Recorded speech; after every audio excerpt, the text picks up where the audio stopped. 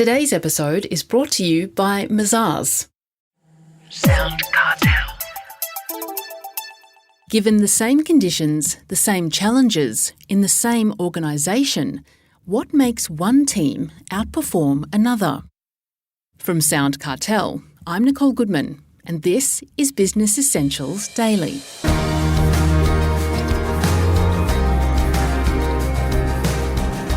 Well, there's no simple answer. Several factors might be holding you and your team back, which you really need to be able to recognise and act on. Performance and leadership coach Dan Haesler would like to show you how. Dan's worked closely with both corporate leaders and elite athletes, including helping Australian Olympians and Paralympians prepare for the Tokyo Olympics. His book, The Act of Leadership, takes a close-up, practical look at leadership and provides step-by-step guidance on how to get the very best out of your team. Whether it's at an elite sports level or in business, Chris Ashmore asks Dan how leaders can nurture high performance from a team. The thing which differentiates high-performing teams from lesser-performing teams is a concept called psychological safety. So the culture of the environment is one in which people can speak up with questions, concerns, challenges. They can talk about mistakes, and they learn from that, and they use that to inform the next, iteration of whatever it is they're working on.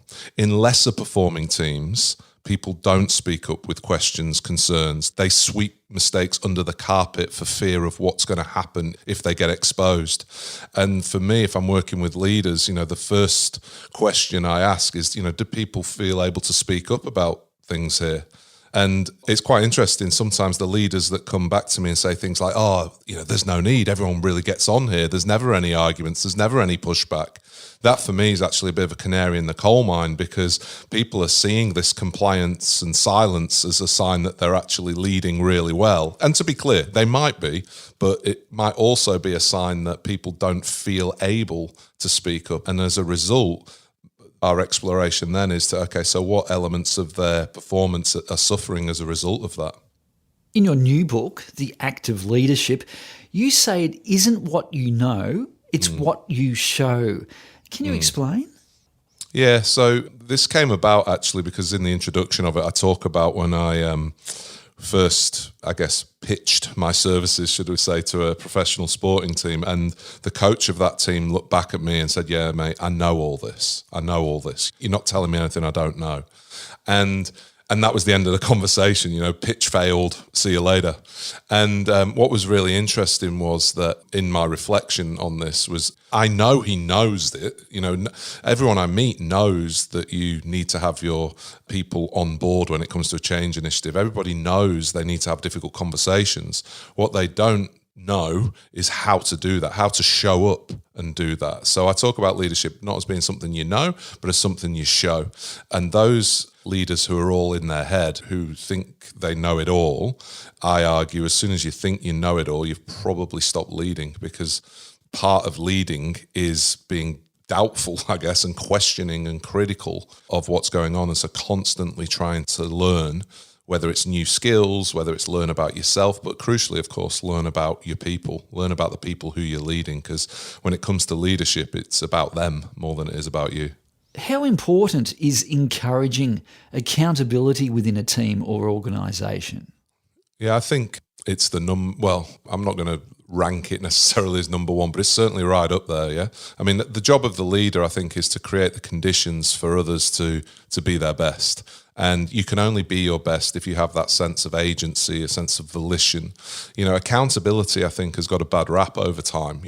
It's seen as a negative. Oh, they're trying to hold me accountable. And it's like, you should be held accountable. I actually see it as a sign of disrespect if people aren't going to hold you accountable, if they're not expecting you to, rise to the occasion, if they're not expecting you to be capable of what it is we're asking you to do. So I actually think accountability is a really good thing. And I think when people have it in the right way, when it's not seen as a checkup or a compliance thing, I think that when people genuinely feel that they are accountable for their work, they tend to perform better.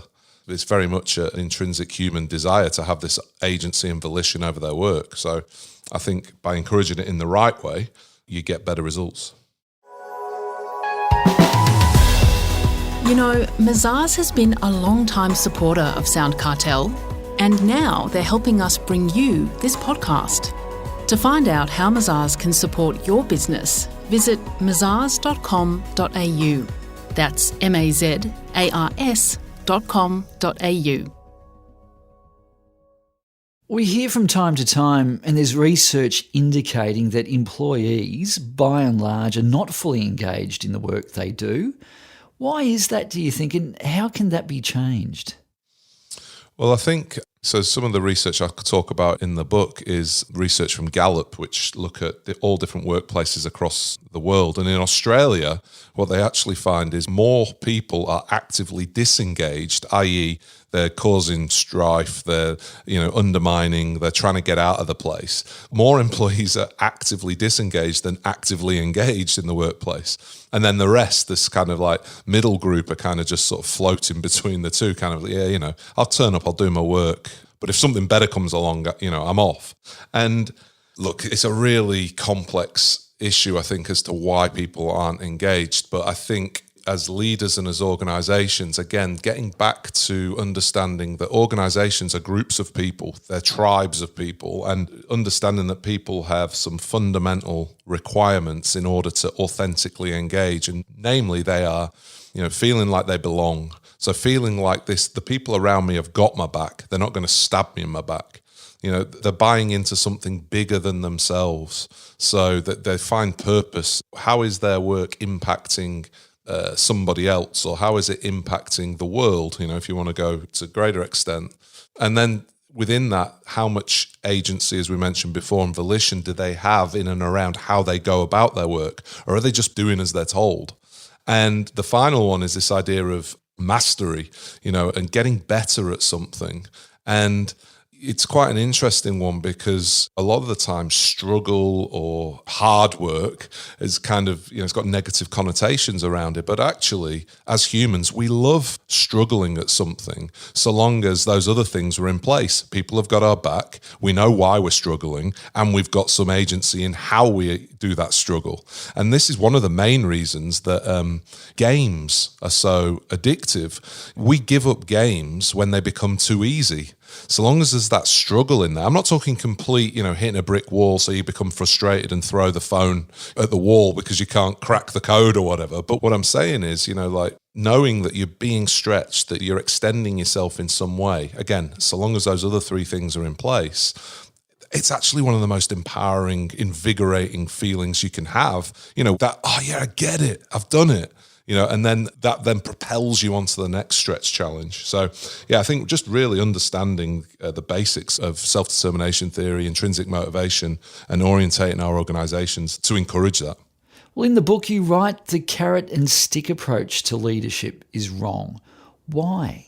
Because it runs counter to everything I've just spoken about. So if we've got a carrot and stick, so typically the carrots in organizations tend to be bonuses, they tend to be promotions, they tend to be car spaces, corner offices. And what happens there is you set up this pseudo competition, which all of a sudden means if I'm competing with my colleagues, then that sense of tribiness that I was talking about before, have you got my back, or are you going to stab me in my back? Well, if the carrot is tasty enough, I'm probably going to stab you in your back to get that car spot, to get that pay rise. And also we know that the bonuses, it's an age-old story, but everyone's seen it if you work in anything around sales where you get targets.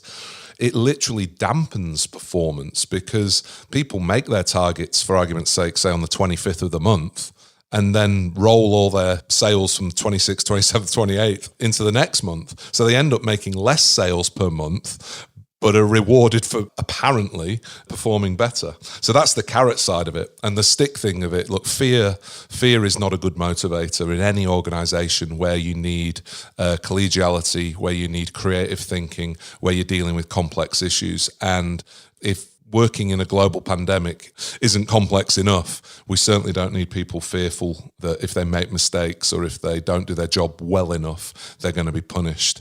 I'm not saying there aren't consequences. That's a very different kettle of fish, and that goes back to the accountability piece. But carrots and sticks, I think they should be consigned to the bin. You also write in the book that bosses who try to do everything is not necessarily what the team or the company needs. What do you mean? I mean, quite simply, the boss's job isn't to do the job anymore. The boss's job is to empower others to do the job. And the interesting thing, of course, is that typically bosses have been promoted as a result of being good at the job. So the good sales rep gets promoted to being head of sales. And in their new role, they have to realize that their job is not to make more sales. Their job is to create the conditions for their team to make more sales. And what we see over and over again is when companies appoint their highest performer to be head of sales based purely on performance, then the performance of their direct reports actually reduce in the short and mid-term.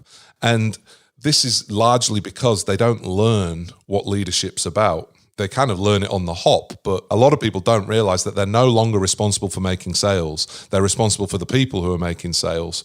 And so this is then compounded, of course, Chris, when they're looking at people and go, why don't you just do your job, mate? You know, and the reality is, well, because you've been doing it for the past 6 months. You've been stepping in and, shortcutting or tying things up a bit quicker because you want to be efficient. So, yeah, for bosses to be able to, it's not about letting go of the reins per se, but it's about recognizing there are different reins now to be pulling and different reins that need your attention. That's performance and leadership coach Dan Haesler.